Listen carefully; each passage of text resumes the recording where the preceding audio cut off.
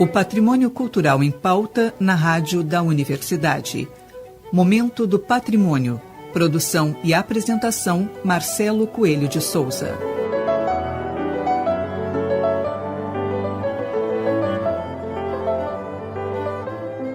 Boa noite, ouvintes. No Momento do Patrimônio de hoje, vamos conversar com a professora do curso de Museologia da URGS, Ana Celina Figueira da Silva.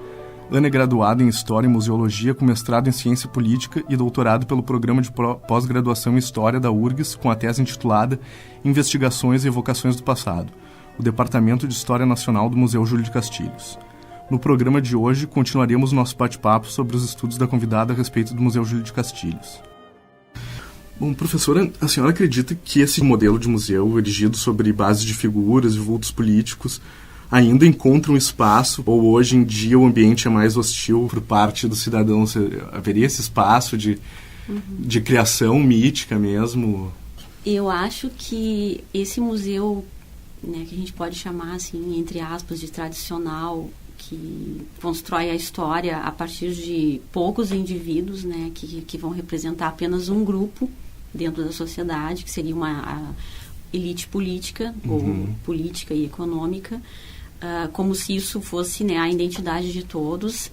Hoje em dia não tem muito espaço, embora a gente saiba que existem ainda muitas representações nesse sentido. Mas os museus de história, eles têm um papel bastante importante, inclusive para que se façam novas narrativas, né, expográficas, em que se problematize. Quer dizer, então, de se fazer mostrar, eu acho que traz a informação, olha, houve, né, o Partido Republicano Rio-Grandense, houve um líder, né, bastante importante, que foi o Júlio de Castilhos, o Borges de Medeiros, mas não foi só ele. E os outros, né, que estão... Bom, Gaspar Silveira Martins, que era inimigo político, adversário político, né? Não vamos usar a palavra inimigo, do Júlio de Castilhos, ele é quase invisível ali nesse espaço. Mas então de se trazer, mas problematizando, fazendo uma nova narrativa, né? Mesmo pode ser inclusive com os mesmos objetos, mas propor uma leitura diferente. Para isso, sim, né? Tem espaço e mostrando então os outros personagens. Isso pode ser feito tanto em exposições de curta duração, né, que o museu pode elaborar, com novas temáticas também. Mas assim, né, uma instituição que voltada quase que exclusivamente para um personagem, como foi, né, o museu durante algum tempo. Claro que hoje eles não trabalham mais assim. O museu já apresenta há algum tempo exposições bastante reflexivas, mas o quarto está lá. Assim como no Museu da República, no Rio de Janeiro, nós temos até hoje a presença do quarto do Getúlio Vargas, onde ele se suicidou. O pijama. Então, aqui é bem interessante um paralelo, porque são dois mitos políticos, né?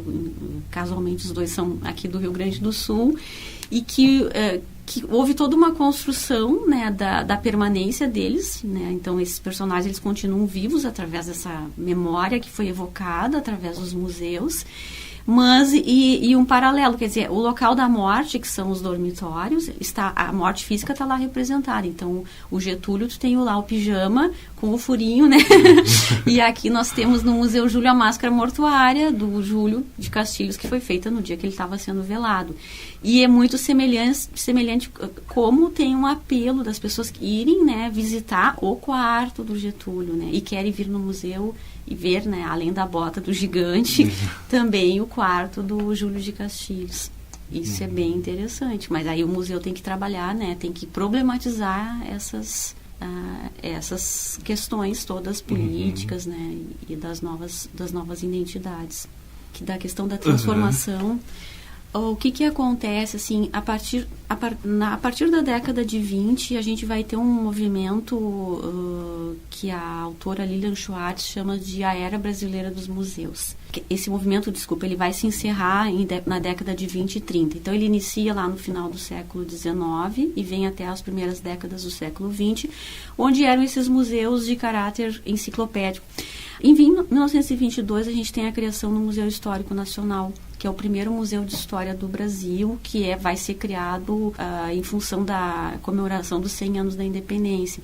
Então, e a gente percebe que alguns museus que tinham um caráter enciclopédico, como o Museu Paulista, né, o Museu do Ipiranga, eles vão começar a se transformar num museu de história. Então, o Museu Paulista também era um museu enciclopédico, mais voltado para ciências naturais, e a partir de 1917, quando o Afonso de Toné, que também é um literato, assume a direção, ele vai se transformando num museu de história, para ser reinaugurado em 22 também, em função da comemoração do centenário da independência. E aí a gente começa a ver, em Minas Gerais, o Museu Mineiro, que vai nascer atrelado ao Arquivo Histórico Mineiro, também tinha um caráter amplo e acaba se voltando, né, para a história, para retratar, a partir da década de 20, a história mineira, a história da pátria mineira, como a professora Letícia Julião destaca no trabalho dela. E aqui no Rio Grande do Sul, em 25, a gente tem... O museu, ele não deixa de ser enciclopédico, ele mantém todas as suas coleções até 1954, até a década de 50, quando o Dante de Laetano, que era o diretor, então desmembra as coleções consideradas de artes, as coleções científicas, né, de ciências naturais, e fica no Museu Júlio, então, só o que eles consideram acervo histórico. E aí tem a tipologia, né, consagra a tipologia de museu de história que vem até hoje. Mas há essa inflexão a partir dos anos 20, de uma guinada à história, que é um processo bastante longo, né? No museu vai ser de 25 até 50, mas ele começa a se voltar, assim, né, a preocupação com as suas coleções. E aí aí é uma questão bem interessante de entender qual era o interesse do governo do Estado, né, de escrever a nossa história. Até então, quem é que escrevia a história do nosso Estado? Não havia cursos, né, universitários, isso é só em 34.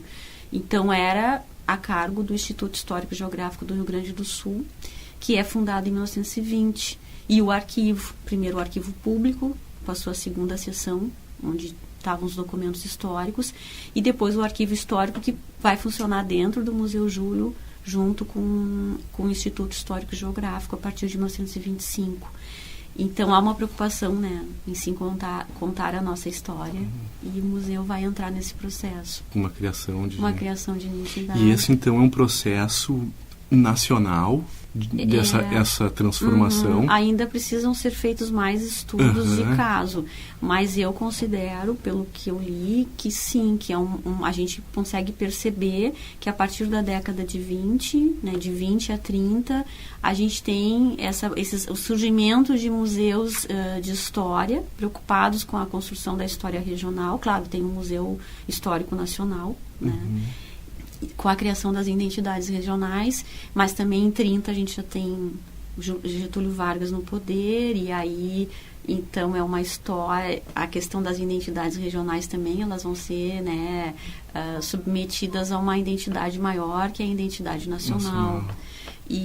Mas precisam ser feitos mais estudos ainda a respeito disso, de identificando outros casos, mas sim, dá para apontar já, né, já dá para fazer essa afirmação a partir dos elementos que a gente já tem. Bom, esse espaço, então, político e contestador dos museus, né, tem gerado polêmica nos últimos anos.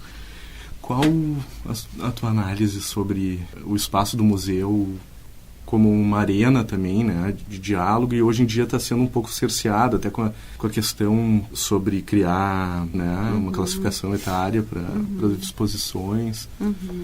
Eu acho que o museu, ele tem um papel bastante importante de reflexão, né, a respeito das nossas questões sociais contemporâneas. Claro que ele tem uma outra forma de abordagem, não é como um livro, né, não é, a narrativa dele é construída através, principalmente, de objetos, né, do tridimensional. Mas ele é, assim, uma arena de discussão, né? Bom, essa questão da faixa etária, né, as pessoas, assim, eu penso que pode haver uma informação, mas isso não deixa de ser divulgado, porque quando tu divulga uma exposição através dos materiais, né, dos panfletos, da divulgação na imprensa, nos sites dos museus, está descrito ali do que trata a exposição, né, e qual o público-alvo. E se nós formos pensar assim nas crianças, tu não vai levar um filho teu para assistir um filme que tu sabe que não é de acordo com a faixa etária. A mesma coisa em relação as exposições, né, que tu vai visitar no museu. Tu vai te informar antes e vai, né, se tu considera inapropriado, então tu não vai levar o teu filho. Ou mesmo se de forma inadvertida tu está visitando um museu assim por acaso e se depara com alguma obra, geralmente obra de arte, né, contemporânea. Bom, mas aí tu tem que, se isso chega a assustar uma criança no mundo de hoje, né, então acho que não vai ser nada assim tão absurdo, né, que tu não possa conversar com a criança, ou se ela te perguntar, e apresentar a leitura daquela obra. Então acho que houve muito exagero, sabe, houve um uso político, né, daquela situação, e eu acho que um pouco até hipócrita, né? Porque estamos expostos a tantas... A informação é tão aberta, as crianças acessam a tudo, os pais têm que ter um controle, né? Mas isso é uma função do pai, da família, né? Ter essa... E, professora, quais as evoluções dos museus, do teu ponto de vista? Quais as narrativas possíveis agora? E o que tu vê agora que pode evoluir? A gente tem uma gama de tipologias, né? E de formas... assim, técnicas expográficas dos museus. A questão tecnológica, né, da interatividade, ela é bastante forte e é um atrativo, né, porque hoje a gente vive na sociedade da informação e que as coisas são muito rápidas, então, claro que um público jovem de, sei lá, faixa etária adolescente é diferente de um público mais velho, então as linguagens também, né, tem que ser atrativas para todos os públicos, criar a cultura da visita aos museus. E são ferramentas, né, disponíveis hoje para mostrar uma pesquisa, para mostrar um discurso, né? Mas a gente tem que ter um cuidado de que a ferramenta em si, só ela não representa um avanço ou é uma novidade, né? Da forma, mas tem que cuidar o conteúdo, né? Essa é a grande questão. Então, a tecnologia, ela é maravilhosa, eu acho, né? A gente tem possibilidades de interagir nos museus muito grandes. Mas também não pode ser a tecnologia pela tecnologia, né? Isso tudo tem que servir...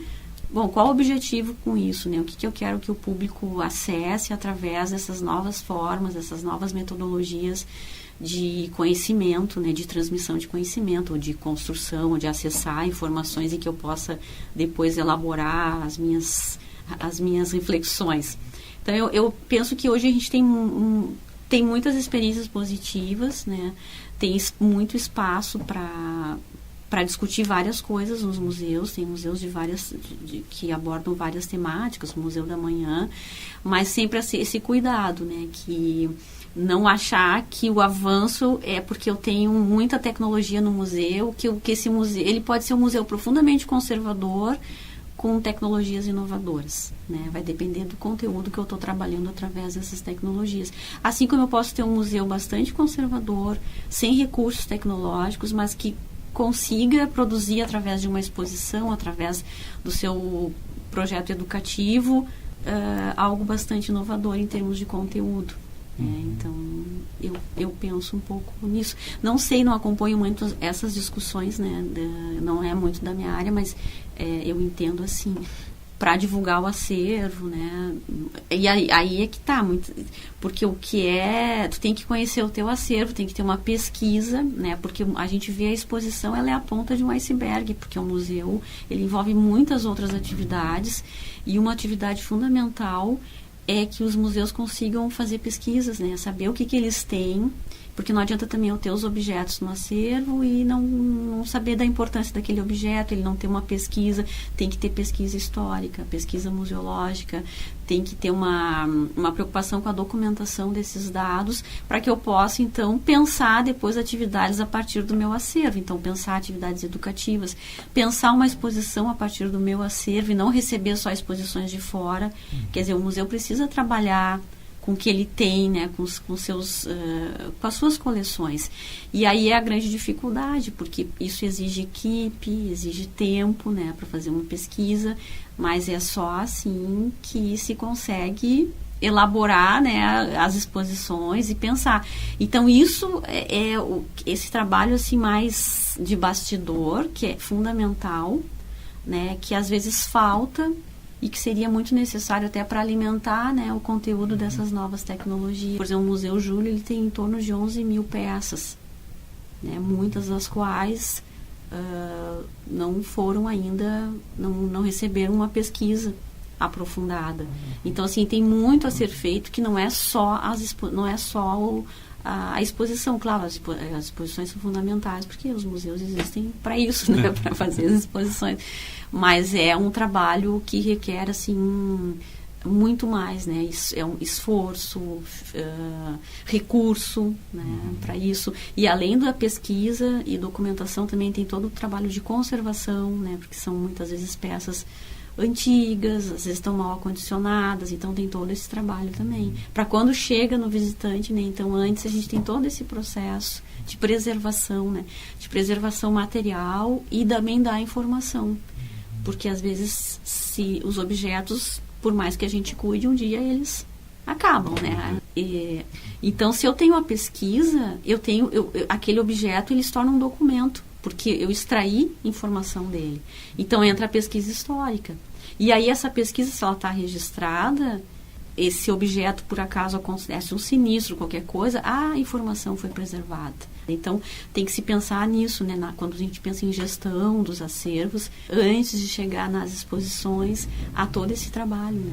O professor Upiano Bezerra de Menezes fala, né, que a gente deve usar o mesmo, nas exposições, o mesmo método que a gente usa na pesquisa histórica, que é a questão da problematização, que a gente parte as nossas pesquisas ou a produção do conhecimento histórico a partir de um questionamento. Então, tu cria um problema e aí tu vai buscar uma resposta. E tu vai, então, né, refletir sobre essa questão através do acervo, né, da exposição desse acervo.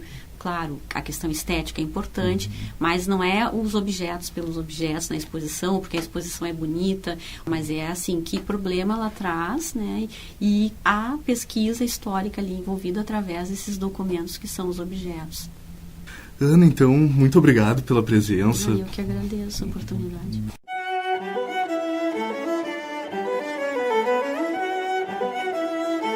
Hoje conversamos com a historiadora e museóloga Ana Celina Figueira da Silva a respeito dos seus estudos sobre o Museu Júlio de Castilhos. Boa noite a todos e uma ótima semana.